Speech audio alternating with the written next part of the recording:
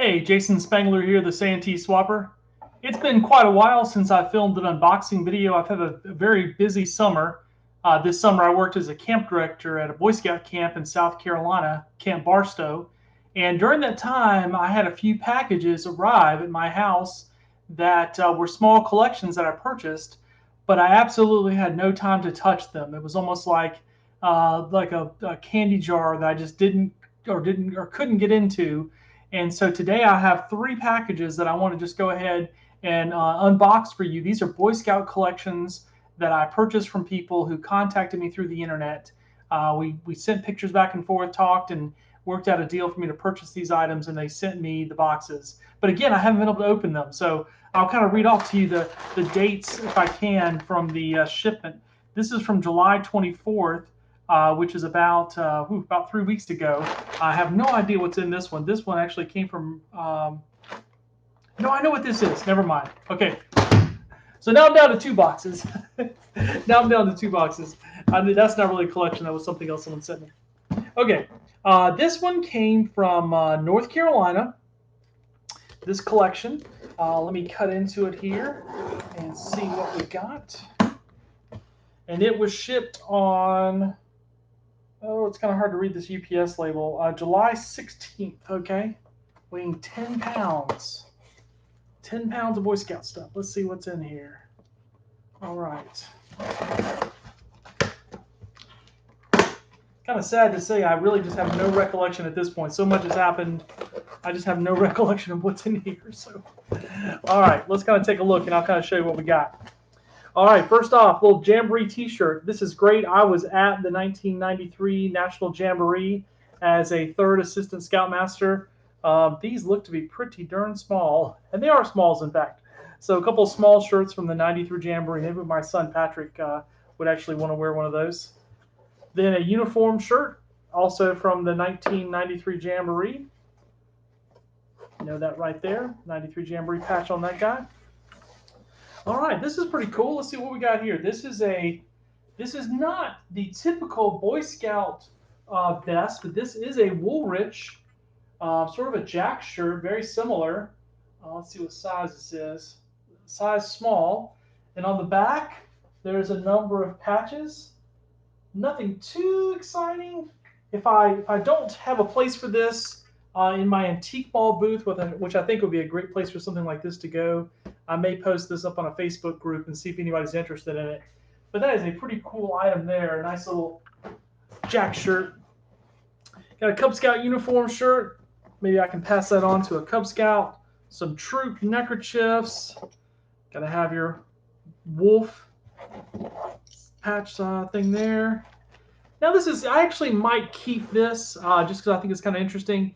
I'm trying to do a display of different memorabilia so that I can put it out at times. And so this one is kind of cool because it has there's a time period where all of these activity pins all sort of match the Webelos program, which would have been your fourth and fifth grade scouts and in Cub Scouts. And so this might be something I would keep to kind of display and use that. I'd like to do things like that. Looks like this one got signed. Got a bag of patches here. Doesn't look to be like anything too exciting. Like there's some council strips in the back. We'll just kind of peek in here and see what's up.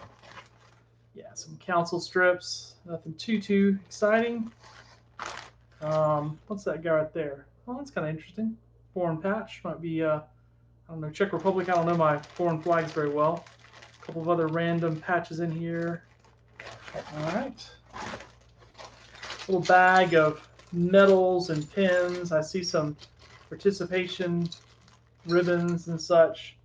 There's actually a trail medal there, the Huddy Trail. I'm not familiar with that one at all. This stuff looks to be like from the 80s and 90s, so it's probably not that old, but still I don't really recognize that trail medal, so that's kind of neat. Trail medals are when scouts would hike historic trails, and at the end, once you've signed off on the requirements or done the little scavenger hunt thing, you can ride off and get the medal. This is mostly stuff from the 93 Jamboree, including some spent shotgun shell casings and other stuff like that.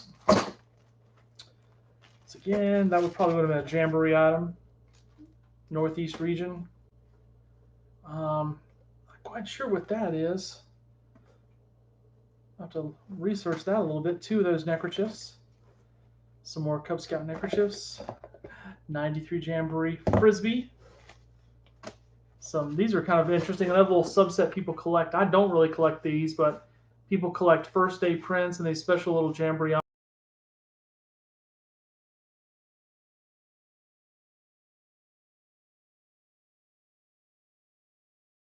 I'll still use those tan colors. A T-shirt here, and then the last thing is nice little Jamboree jacket. So this collection right here, basically the Scouter went to the 93 Jamboree. That's pretty much everything here.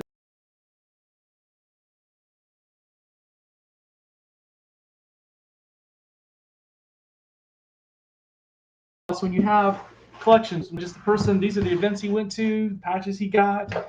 It wasn't that the man was trying to go out and collect anything in particular. In fact, it doesn't look like he really did much patch trading, really. I mean, I didn't see much of variety there. At the 93 Jamboree, there would have been plenty of patch trading. I would know. I was there patch trading. But no, I didn't see much evidence of that. Now, I have a suspicion. I do remember this collection. It's out of Florida. I believe this collection belonged to a lady. It's from her family estate. I can't remember whether it was her dad's or uncle's or somebody, but I think there is a little more vintage stuff in here. So let me just kind of pull this back and see what's going on. Nicely packaged. All right, got some old neckerchiefs here. The old Shift Scout Reservation. See a lot of these camps that were held there and different training things were held at Shift.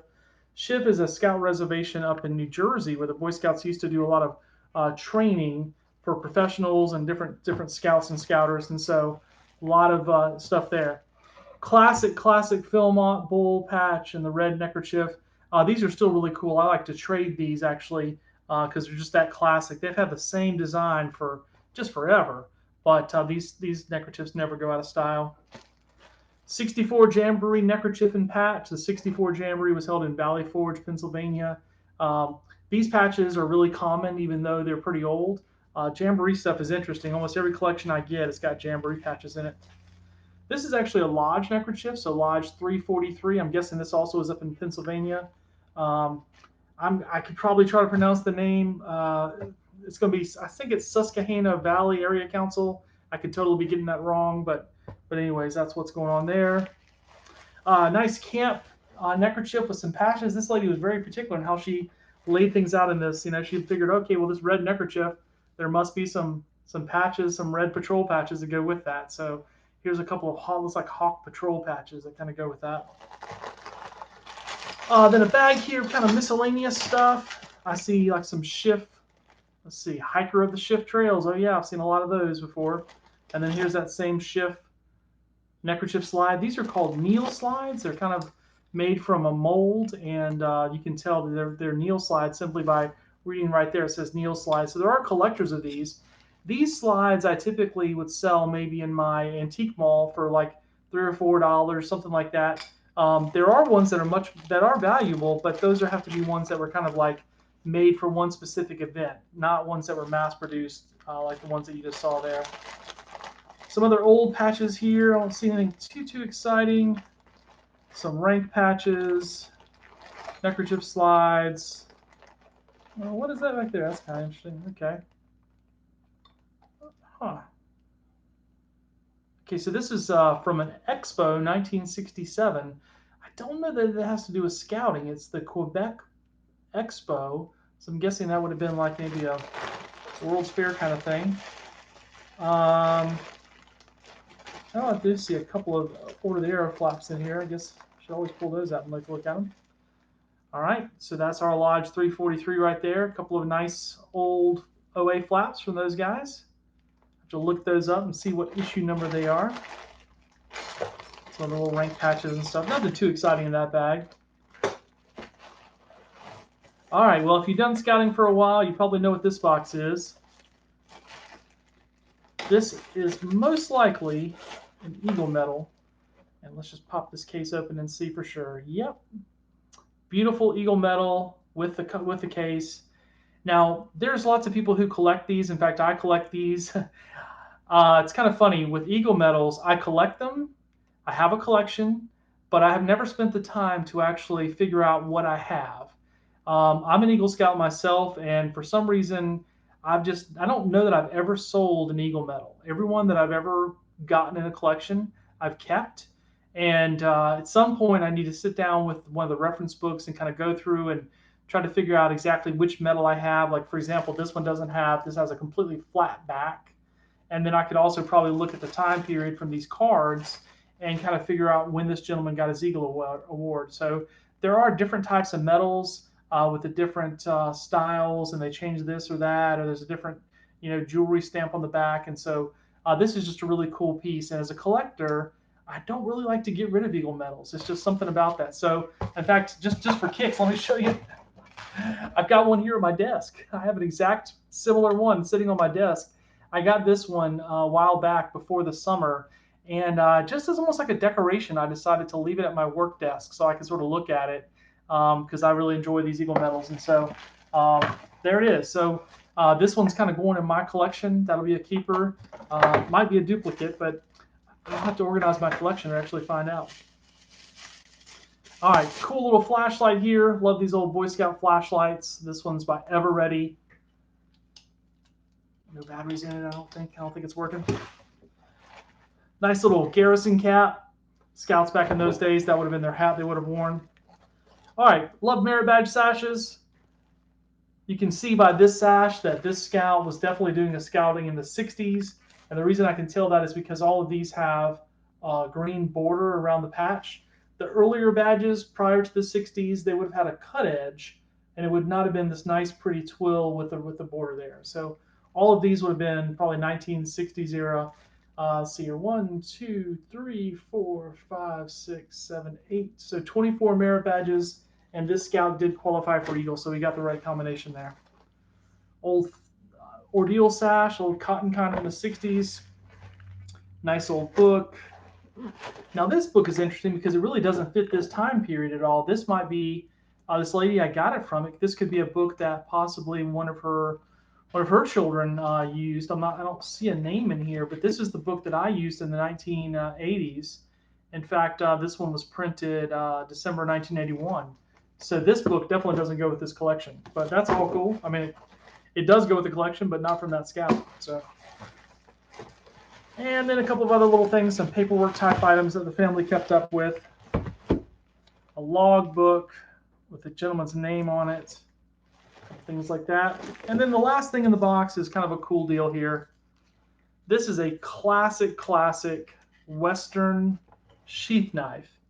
And the Boy Scouts of America, it's got the stamp on and everything. It's official BSA. I won't say this was sort of standard issue, but I'm sure a lot of scouts back in that time period would have had these knives because they were just really badass cool. Today, the Boy Scouts don't sell sheath knives, and I'm sure that if you try to wear one of these at your scout meeting, your scoutmaster would probably tell you to take that off. But I don't know that they're banned necessarily. I just think that they encourage people to use pocket knives. But these sheath knives are super cool, and I'm not surprised to find one in here. So that's really nice. It's in good condition. The sheath is in good condition. The button works. Everything's nice about it. So that's the end of that box. Hope you enjoyed these unboxing videos. Sorry that I kind of gave you the fake out there and thought I had 3 packages. I actually just had not looked hard enough to see who that first package was from, but that's okay. It's all good. Jason Spangler, the Santee Swapper, signing off. Thanks very much.